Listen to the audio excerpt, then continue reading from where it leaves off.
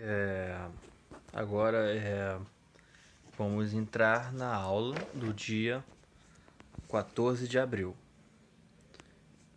O que vai ser nossa aula? Vai ser já o início do capítulo 3, Civilizações da América Pré-Colombiana.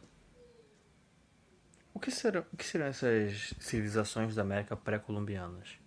Seriam civilizações que existiam aqui no continente americano antes da chegada dos europeus, que vieram primeiro com Cristóvão Colombo, por isso pré-colombianas.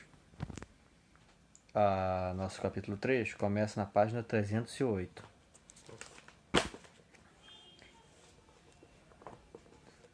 O continente americano é habitado por diferentes povos desde a pré-história. Esses povos entraram em contato com os europeus a partir do século XV. Apresentavam uma rica diversidade cultural. Aqui no caso, temos uma foto bem grande de um sítio arqueológico que remete a uma cidade de uma dessas sociedades pré-colombianas. Vamos às perguntas. A fotografia retrata um antigo centro cerimonial maia. Olhando para ele, o que a gente vê? Um local bem grande,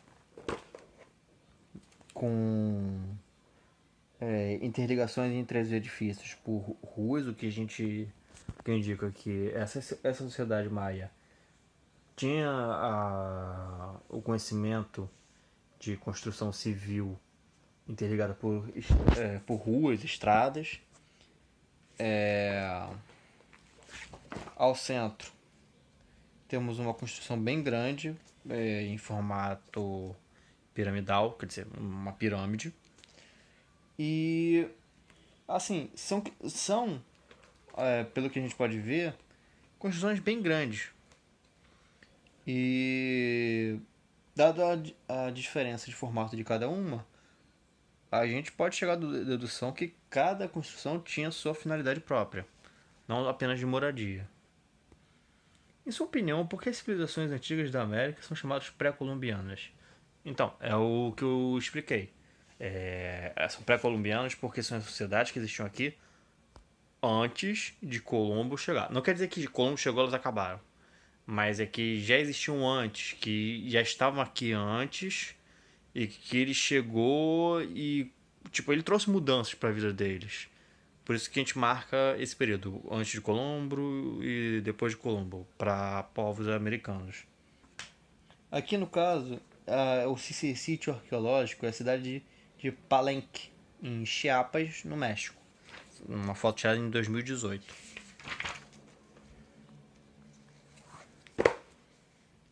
A diversidade de povos americanos. Muito tempo antes da chegada dos europeus à América, viviam no continente americano milhões de indígenas. Eles tinham diferentes modos de organização social e política, além de grande diversidade cultural. Quer dizer, nós tínhamos muitas sociedades aqui, que cada uma se organizava de sua maneira. Lógico, existe sempre um padrão de organização, como na África a gente vê um padrão muito grande de sociedades matriarcais, um padrão grande de sociedades patriarcais,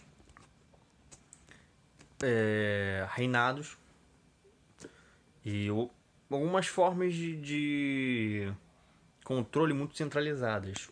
A gente vê isso nos povos africanos.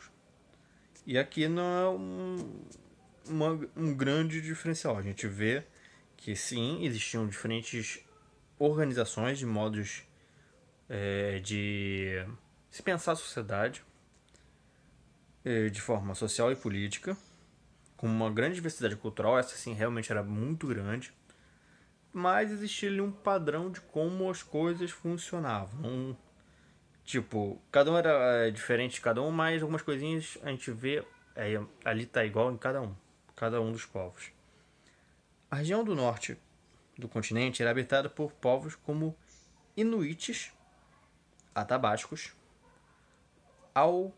algonquinos, comanches, apaches e sioux. A região central, por olmecas, maias e astecas. E a região sul, por aruaques, caraíbas, quechuas, nazcas, incas, ayamarás, tupis, geis, araucanos, patagões e chimus. A gente vê, pela essa grande diversidade, como o nosso continente americano realmente é muito grande. E cada parte do continente tinha uma grande diversidade em si, de povos e culturas. Neste capítulo, vamos conhecer um pouco sobre os maias, astecas e incas, povos da Mesoamérica. O que seria a Mesoamérica? O território que é atual, que tipo hoje, compreende a região sul do México e parte da América Central. Lembrando, tem gente que às vezes confunde, mas México faz parte da América do Norte, mas ele é parte da América Latina.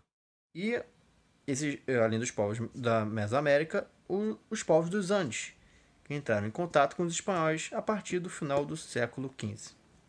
Aqui a gente tem uma foto de um objeto cerimonial da cultura Chimu, produzido no século XI. Vou mostrar para vocês esse objeto aqui. O que significa pré-colombiano? Eu já expliquei para vocês, mas vamos ver o que o livro nos fala. A expressão pré-colombiana, antes de Colombo, foi criada para se referir às civilizações que viviam na América, antes da chegada dos europeus. Essas civilizações, que foram praticamente exterminadas após esse contato, tinham grande riqueza cultural, além de conhecimentos artísticos, científicos e tecnológicos.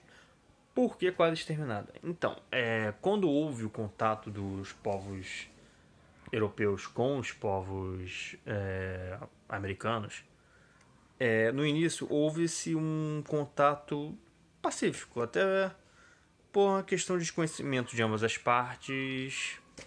O contato em si não foi um contato agressivo, porém, por complicações que a gente vai ver mais à frente do ano,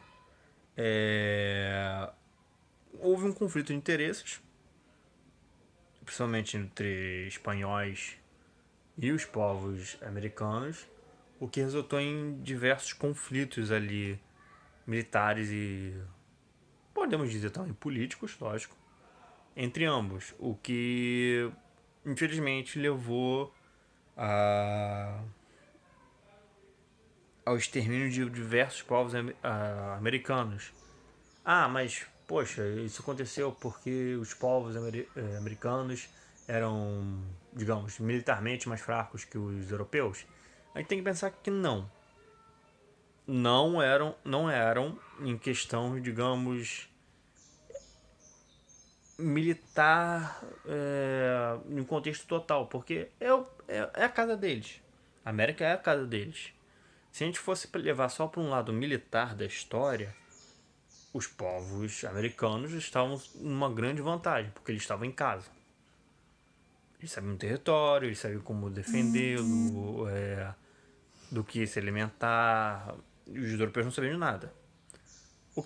Mas por que então os europeus conseguiram adentrar tanto assim no território, dominar tanto eles? Bem, temos a questão de tecnologia militar, que influenciou bastante. Infelizmente, os europeus eram bem mais avançados na questão da tecnologia militar, mas a gente vai ver até mais para frente, quando a gente for ver sobre o domínio espanhol nas Américas, português também, existem questões como bem simples, como doença. Existem doenças que os europeus, no caso dos espanhóis, tinham, que com o passar dos anos acabaram ganhando imunidade, que quando eles trouxeram para os índios, eles não tinham. E se eles não tinham imunidade àquela doença, acabou criando uma pandemia muito grande e que levou a muitos óbitos. Isso enfraqueceu bastante eles. E tem que pensar que os europeus, eles não são digamos, o total causador desse extermínio. Havia entre os povos americanos também conflitos internos. Eles não eram. A ideia de que, nossa, os povos americanos eram coitados que os europeus vieram e exterminaram. Não. Eles eram povos muito fortes, muito tecnológicos, muito avançados, e entre eles havia também conflitos. Por exemplo, os maias, a gente não tem muito conhecimento deles porque eles já tinham sido, em grande parte, derrotados por um outro povo que já existia aqui na América. E, tipo, isso não podia acontecer se todos fossem pacíficos. A gente tem que pensar que eles eram diferentes dos europeus, mas eram avançados da sua própria maneira e para o seu próprio cotidiano. A civilização Olmeca. Entre os mais antigos habitantes da América Central estão os Olmecas. Eles viviam na região desde cerca de 1000 a.C. E sua civilização é considerada pelos pesquisadores a cultura-mãe de outras civilizações da Mesoamérica. Eles construíram grandes templos e pirâmides, além de dominarem técnicas de escultura em pedra. Entre seus vestígios arqueológicos estão enormes cabeças esculpidas em basalto, um tipo de pedra, por volta do ano 1000 a.C., que medem cerca de 3 metros de altura e pesam aproximadamente 30 toneladas. Aqui temos uma escultura no sítio arqueológico Olmeca La Venta, no atual estado de Tabasco, no México. Para vocês verem como era realmente muito grande. Aqui, realmente, uma escultura bem grande de uma cabeça humana.